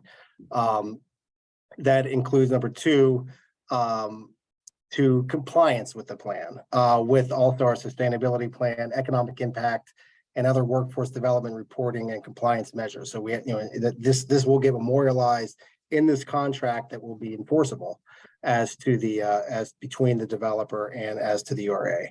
4 on this, of course, then or 3 and 4, excuse me, is 3 is as to the plans, right? So we've been presented with a plan. And that we're asking, the board is considering the acceptance of this conceptual comprehensive development plan. If there are any changes to that, and I think probably most, maybe not most importantly, I shouldn't say that. Perhaps there's some design changes, whatever, but some specifically as to the program, as to the location of specific uses of site. So as an example, the business incubator, which I know it's been talked about and presented to us, and it's important that it faces Wiley Avenue. That's what's presented here. The disposition contract will say that's what you're doing. If that changes, we need to know about it, and we need to know about it ahead of any submission to to the Planning Commission. Excuse me. Again, memorialized as a condition to this resolution are the 2 the LRTA payment benefit that we talked about. So the commitment to make reasonable efforts to engage with monetization of Part 2, as well as at such time as rates acceptable to the URA come down to 5%, and then the $2 surcharge ticket agreement, which become memorialized elements of these actions. So those are all 5 of those run with the approval of the plan, approval of the developer, and the takedown, which again is this real sort of turnover of the site for development to the development. Resolution 4, of course, is what we talked about, which is it's a condition as to the parking tax diversion funding being held as a condition of ensuring that financial closing happens on the construction of the entertainment venue. So what you can expect is that there are contractual obligations that URA and SEA, to be clear, staff, they have the SEA had their board meeting this morning on this. Will be tracking and ensuring are complied with as per these resolutions and necessary agreements, and that construction will happen. And that's the other thing to keep in mind. So that's mine. I don't know if Cecilia, you came off mute if you want to add to that, but that might be helpful. So I think it makes sense for me to read the closing conditions for the record. Unless any chairman, is that okay with you? Okay. Yes, please do that. I think that'll Okay. provide clarity. All right. Yeah. Tom, you summarized them, but I'm going to read the closing conditions for the record. Okay. The following closing conditions will be memorialized by PAR and BPG prior to or at financial closing in full satisfaction of the October 2019 term sheet commitments related to the Parcel E garage and music venue development. First, Live Nation creates $2 per ticket surcharge for the new music venue for first 10 years, beginning with the first ticketed event. Proceeds to be deposited with the Greater Hill District Neighborhood Reinvestment Fund 2 times per year and subject to audit prepared by Live Nation's auditor and subject to review by SEA and URA, provided that SEA and URA shall not be responsible for any audit costs. Second, New Granada Theater Coordination, and there are 3 sub-bullets related to this. First, Live Nation commits to booking and promoting at least 25 events per year at New Granada Theater for the first 5 years of operation, pursuant to a mutually acceptable booking agreement. Second sub-bullet, development team makes available up to 250 parking spaces to New Granada Theater events for the first 5 years of operation at no cost on non-PPG Paints Arena event days. Third sub-bullet, Penguins Foundation donates $100,000 to Hill CDC to support New Granada Theater, and Penguins agree to join the New Granada Theater fundraising committee. Third main bullet, development team commitment to the Parcel E public safety facility is $1.2 million. Next, development team donates or raises up to $900,000 in initial matching funds to the city's capital budget, $400,000 at financial closing, and the remaining in equal $250,000 installments at 12 and 24 months after financial closing to benefit the rehabilitation of Ammon Rec Center in the Hill District, consistent with a mutually agreeable definitive rehabilitation plan prepared by city DPW and community input. Next commitment. Development team commits to making annual offsite LRTA payments to the Greater Hill District Neighborhood Reinvestment Fund beginning at project completion and tax assessment and evaluating offsite LRTA monetization on commercially reasonable terms at earlier of 36 months from financial closing or when interest rates fall below 5%, with an interest rate and assessment methodology reasonably acceptable to the URA, with net proceeds benefiting the Greater Hill Neighborhood Reinvestment Fund. Next term, development team pauses the curtain call project FLDP to allow for joint PAR Hill CDC community meeting by August related to location. Evidence of financing will be provided when a takedown notice for the project is submitted for preliminary approval. And finally, development team and Live Nation will pursue a Hill District oriented training program through the First Source Center and Partners for Work, focusing on training and hiring employees, consistent with CSIP goals for the service, hospitality, and technical trade jobs at the new music venue and parking garage. Thank you. That was really helpful. Can you go back to the resolutions slide? Yeah, okay. So there are a handful of those closing conditions that involve essentially an entity other than the URA, right? Like requiring the developer to reach conditions with New Granada, or to provide funding to the city for public safety facility and for Ammon. Or the curtain call condition is, requiring the developer to do something with an entity other than URA. And those ones are not included in the actual board resolutions. So I'm wondering if it makes sense, as long as there's no legal reason not to do this, to amend the resolutions to incorporate the conditions that Sushila just read out into our formal resolutions. Because there's at least like 4 of them that are, that we've all agreed upon are going to happen prior to closing, but they're not actually in our resolution.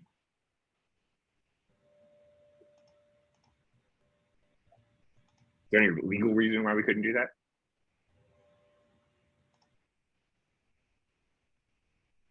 Hi, Sam, this is Hannah. Legally, we can add conditions into our disposition contract. However, this is not land owned by the URA, as you know. It is land owned by the SEA. The conditions that are missing from our list of conditions here in this resolution were not presented to the SEA board and were not approved today. So we would not be in alignment with the SEA. We could add them and speak to the SEA about getting them into their disposition contract. That'll take some additional negotiations post-board meeting.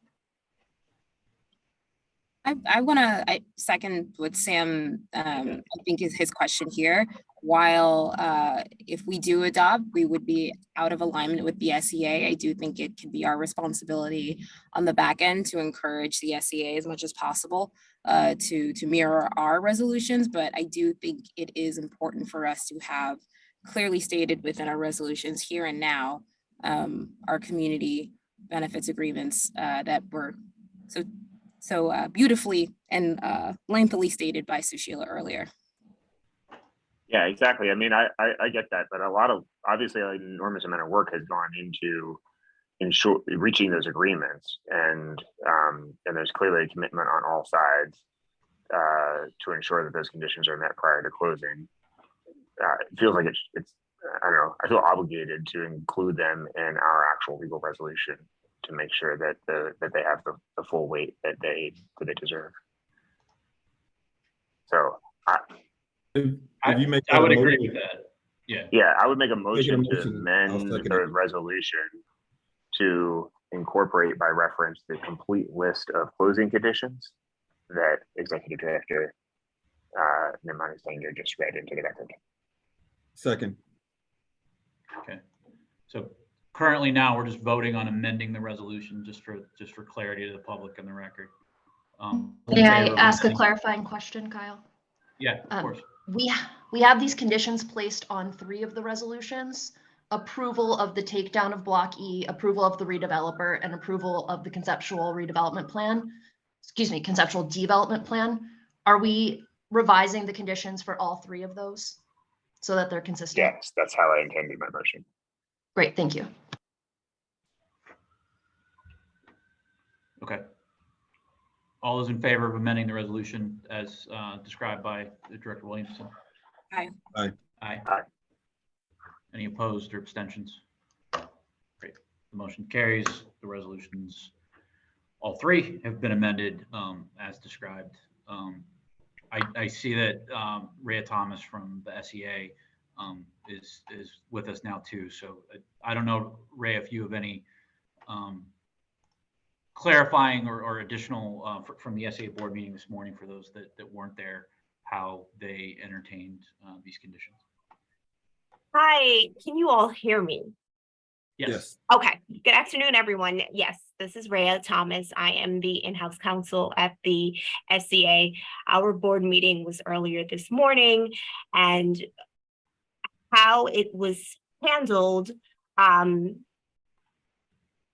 we had the same 5 conditions that are currently, as I'm seeing currently up on the screen, to our resolution for final approval of takedown, final approval of the proposed redeveloper, and final approval of the conceptual development plan.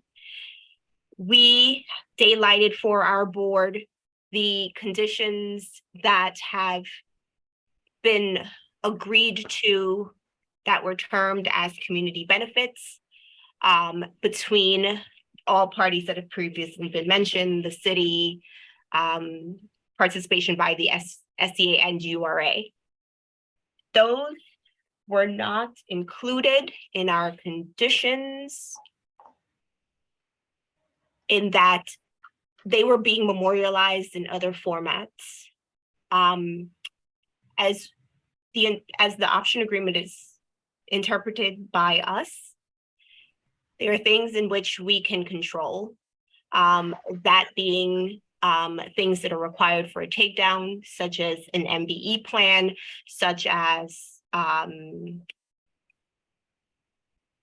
sustainability, workforce, et cetera.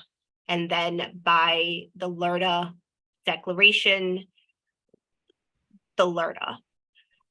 There are things that are outside of our control that we, of course, would like to see come to fruition, such as coordination with New Granada, such as the rehabilitation of Ammon, etc. However, there was not a role for us in the implementation of those benefits coming to fruition. And as such, we did not include them as conditions of our resolution. However, as I mentioned, they were daylighted for our board as community benefits that have been agreed to by the development team and parties, with memorialization forthcoming by or prior to the financial closing of the parcel. And that's how it was handled by our board. That's extremely helpful background. I appreciate that. And I understand that sort of as a technical and legal matter to be true. I still personally am more comfortable with the approach we would take with the amended resolution. I mean, if all of the parties in good faith have agreed that this whole set of conditions will be met prior to closing, presumably everyone means that. And so if that is true, then we should do everything in our power. We frankly owe it to the public to do everything in our power to ensure that that actually happens. And I don't see how we can say to the public all this stuff is going to happen, but then have not actually include it in our in the most powerful way possible in our closing conditions.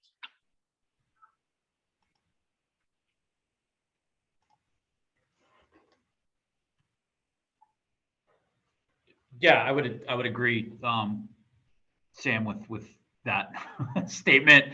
I think it's why we amended ours just now, in order to include them with that.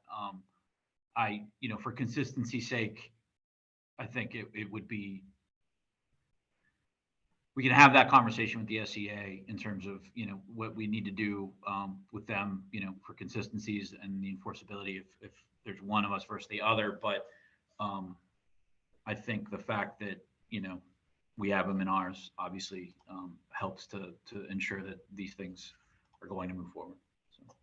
Yes, so sorry in advance that probably creates some additional work for staff, but I suppose the development team simply just reaches all of those conditions well in advance of closing, and it just becomes a non-issue.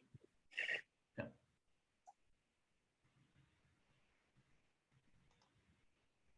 Councilman, you came off mute. I didn't know if you had anything on this. No, I agree with your Sam. Okay.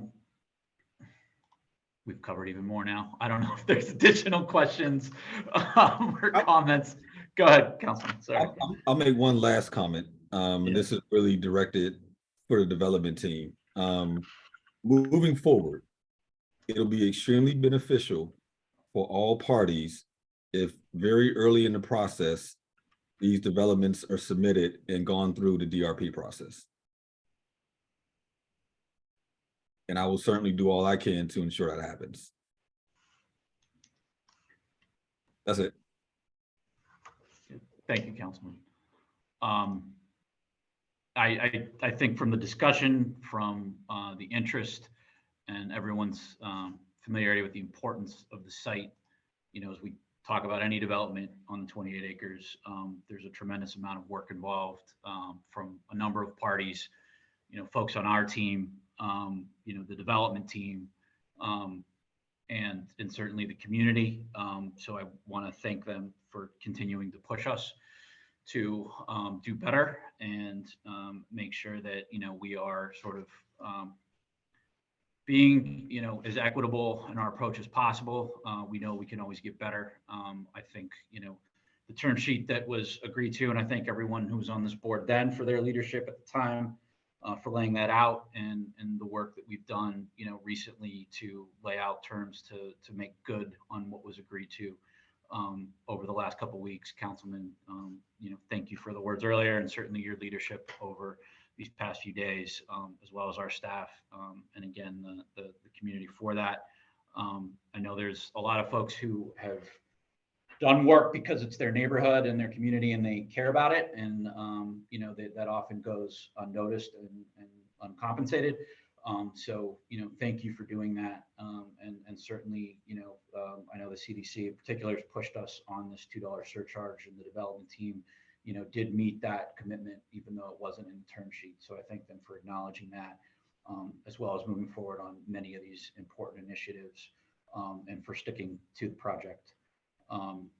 So with that, if there are no other questions or comments, I'll entertain a motion for approval on the amended motion as described I just earlier. wanted to quickly Go add, ahead. thank you so much, Chairman, for noting the Hill District community groups and the advocates. You hold us accountable. I appreciate you doing that.